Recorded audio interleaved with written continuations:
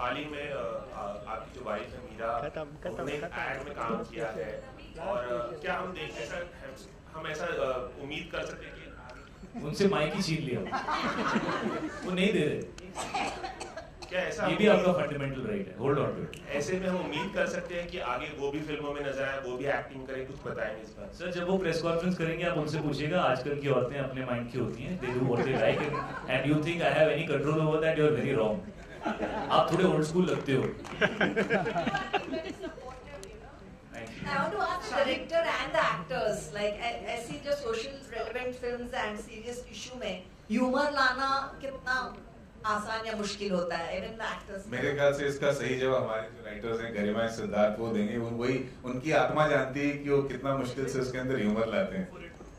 Also the actors, besides the writers. So we'll start with Siddharth. Can you start now? Turn around and sir खड़े हो क्या? Humour लाना मेरे ख्याल से सबसे मुश्किल काम होता है, बट जब आ जाता है तो बहुत आसान लगता है देखने में। और मुझे ये लगता है कि ह्यूमर से हम वो कह सकते हैं, अगर हम प्यार हंसते हुए चाटा भी मारते किसी को तो चल जाता है, गुस्से में अगर हम कुछ एक बात भी कहते तो जिंदगी भर की बात बन जाती है। तो इसलिए हम कोशिश करते हैं कि हम हंसाएं और थप्पड़ भी मारते साथ से।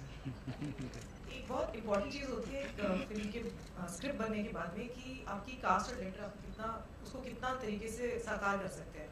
तो ऐसी हमारी जो कास्ट थी, शाहिद, दिव्येंदु, श्री सर के डायरेक्शन के अंदर इतना बढ़िया, इतना अच्छा माहौल था सेट्स पे कि वो ट्रांसलेट होता है इस फिल्म के अंदर। So that I think is the source of all positivity and humor that you watch and see. Shahid and Shraddha, like to bring in humor and make it really look convincing, you know, when you're doing a serious subject. I think that पूरा process फिर film entertaining हो जाती है, और मैं भी audience हूँ, film audience हूँ। तो अगर एक सोशली रेलेवेंट फिल्म मुझे देखने को मिल रही है that has entertainment in it as well, और मैं हंस हंस के मुझे कुछ इंस्पिरेशन मिलती है, तो आई थिंक कि वो सबसे बेहतरीन तरीका है एक सोशल इशू को लाइट में लाना और ऑडियंसेस को एंटरटेन भी करना। तो मैं मैं बहुत खुश थी जब श्री सर ने मुझे श्री सर, सिड और गरिमा को लगा कि मैं नॉटी का किरदार निभा पाऊंगी। बहुत ही एंटरटेनिंग स्क्रिप्ट के थ्रू एक बहुत इम्पोर्टेंट इशू हम एड्रेस कर रहे हैं, एंड उम्मीद है कि आप सबको भी पसंद आए, and all of you also are entertained.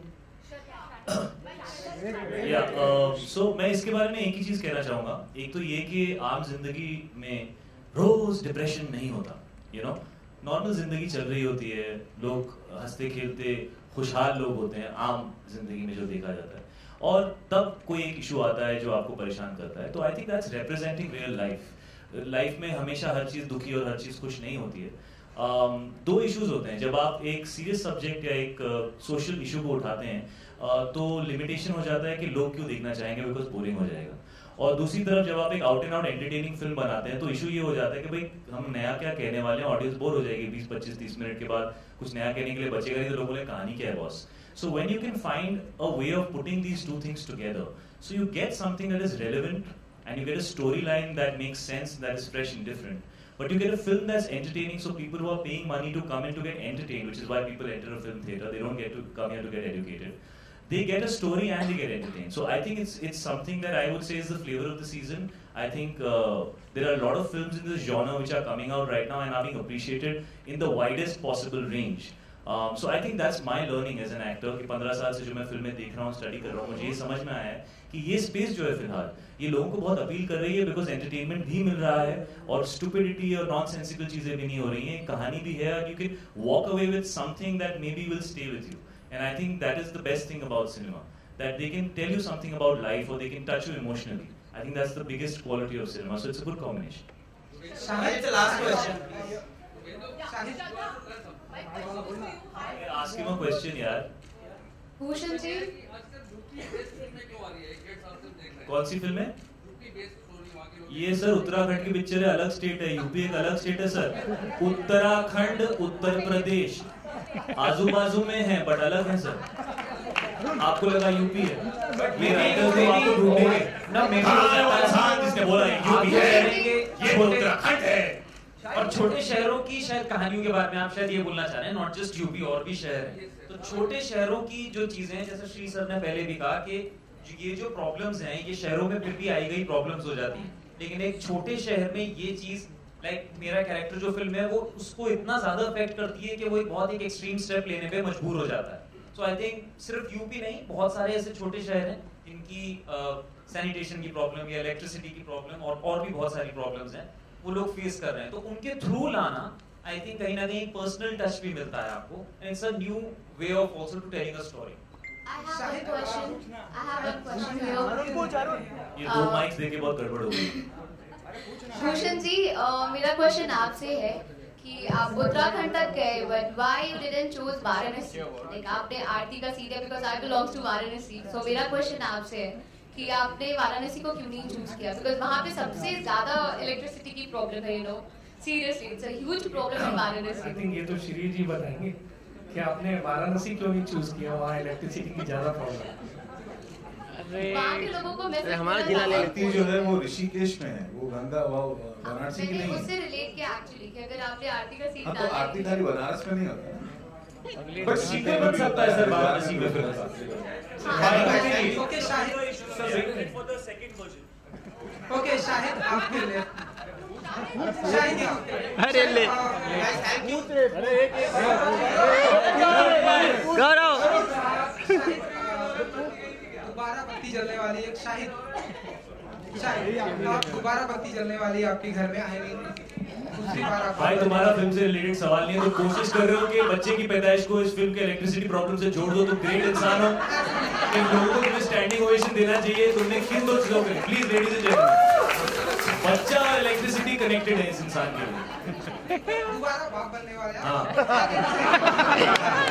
हैं शूटिंग के दौरान नहीं बत्ती जाने का प्रॉब्लम बड़ी फनी चीज। मैंने एक्चुअली अपनी इंस्टा स्टोरी पे भी डाला था। जब हम देहरादून में थे, हम लोग आए थे और स्केड्यूल शुरू होने वाला था, हम लोग सब बैठ के खाना खा रहे थे, वहाँ पे सडनली इलेक्ट्रिसिटी चली गई और फिर कुछ घंटे बाद आई। इवन जब हम ऊपर टिहरी में शूट कर रहे थे which is slightly higher up, कई बार इलेक्ट्रिसिटी जाती है। बहुत जेन्युइन प्रॉब्लम है सर, ये हमें रियलाइज नहीं होता। ये बहुत जेन्युइन और बहुत बड़ा बहुत रेलेवेंट प्रॉब्लम, बिकॉज इलेक्ट्रिसिटी से पानी कहीं नहीं पहुंच सकता, ठंड में पानी गर्म नहीं हो सकता, आपको हीटर की सर्विस या किसी तरह की ऐसी चीज प्रोवाइड नहीं हो सकती। स्कूल्स के अंदर बच्चों को एजुकेशन के लिए पंखा नहीं है, बल्ब नहीं है, बच्चे शाम को पढ़ाई कैसे करेंगे? वो मोमबत्ती में पढ़ाई कर रहे हैं तो कैसे पढ़ाई करें? हॉस्पिटल्स के अंदर आप इतनी सारी चीजें जो इलेक्ट्रिसिटी पे चलती हैं वो प्रोवाइडेड नहीं है लोगों के पास।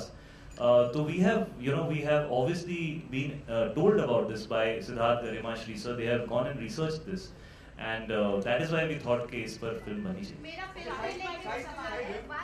वो तो सवाल के बाद पता चलेगा बेटा। अच्छा, but she has the mic. Let her finish ना। अरे आप ऑन कर दो यार, 5-10 मिनट ऑन कर दो। इनका अगला शो चालू होने वाला होगा यार, उनका रेवेन्यू जनरेशन स्कीम है। She was very unwell is what we were told. We were told that Yami just came. In fact, she had flown back from out of the country to participate in the trailer launch, but she's been very unwell. And as you can see, she plays a very, very important, pivotal role in this film. And I think she's extremely talented and has done a phenomenally good job in the film. And in the last half an hour of the film, you'll see a lot happening between me and her because she's playing the opposition lawyer. And we sorely miss her presence here today. Okay, Shatra, my question. मेरा सवाल आपसे है, holiday film colour की बात कर लें, Batman की बात कर लें, एक नया बदलाव आया है, सैनिटरी पैड्स पे टैक्सेस खत्म हो गए, आप एक नया सोशल मुद्दा उठा रहे हैं। इस तरह की फिल्मों के साथ as an actor, individual actor, और मैं पूरी कास्ट की बात करूंगा, एक रिस्क भी रहता है कि लोगों तक ये पैगाम पहुंचेगा या नहीं पहुंचेगा। इस बात का डर था क्या आपको? सेकंड क्वेश्चन दिव्येंदु के लिए। दिव्येंदु, आपको नहीं लगता है टॉयलेट एक प्रेम कथा में अक्षय के भाई अब शाहिद के दोस्त टाइपकास्ट हो जाएंगे, आप यही करते रह जाएंगे? भाई और दोस्त में फर्क होता है यार, और सब तरह के भाई होते हैं। किरदार मुझे नहीं लगता।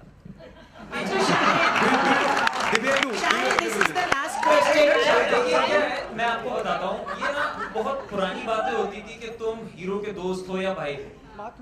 मुझे लगता है ये कमेंट आप मुझ पे नहीं कर रहे हैं, शायद राइटर्स पे कर रहे हैं। आप शायद ये कह रहे हैं कि उन्होंने एक कैरेक्टर ऐसे ही लिख दिया। कोई भी कैरेक्टर कहानी में ऐसे ही नहीं होता, उसकी एक रेलेवेंस होती है, स्क्रीन प्ले में कुछ दे रहा होता है अपनी तरफ से, है ना।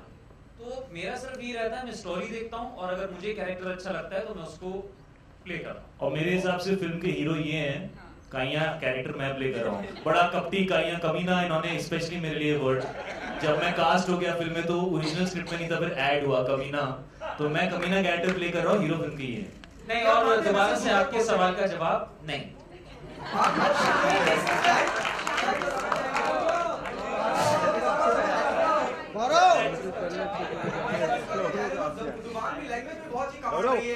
बात आप किरदार जितने भी ठहरे क्योंकि वो वहाँ उत्तराखंड की जुबान वैसी है, वो डायलेक्ट वैसा है, गढ़वाली डायलेक्ट है।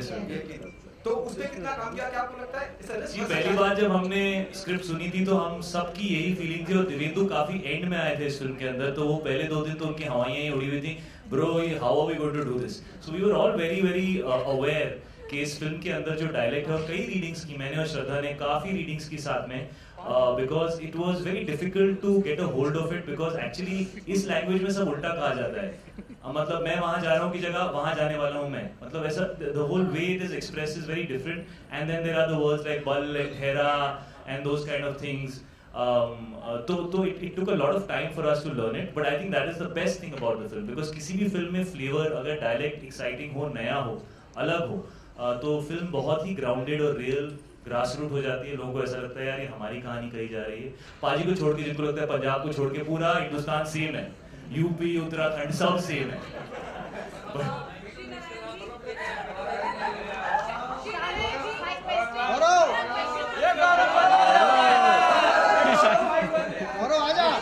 लोगों को जाना चले तो वही फोटो चले जाए यार, जिनको सवाल पूछो उनको सवाल पूछो, जिनको फोटो खींचो उनको फोटो खींचो। गौरव